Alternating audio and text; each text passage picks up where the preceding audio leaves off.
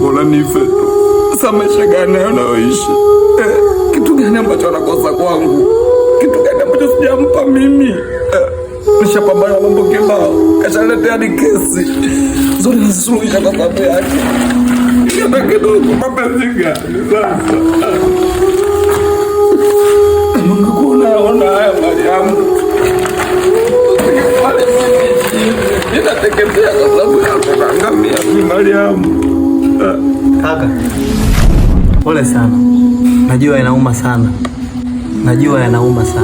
Lakini maamuzi ya kuchukua kitanzi na kutoka kujiua sio maamuzi sahihi.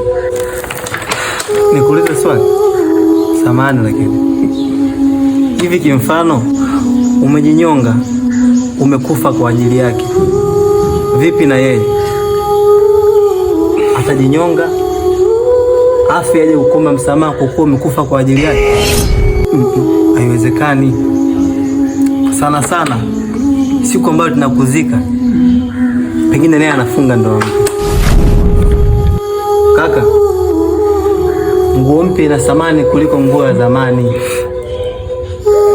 lakini ikivaliwa ndani ya miezi miwili ndipo utapata jibu kuwa hata nguo ya zamani ilikuwa nguo mpya.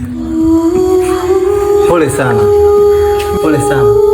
Mara nyingi nguo ya zamani ndio inastiri mwili kwa muda mrefu, lakini inapewa thamani nguo mpya, japo ndio imeanza tu kustiri mwili kwa muda mfupi.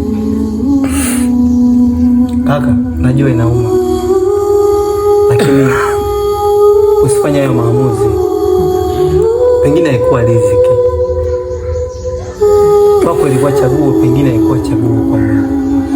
Ipo siku atakusaidia, utampata umpendaye akupendaye. Pole sana kaka, najua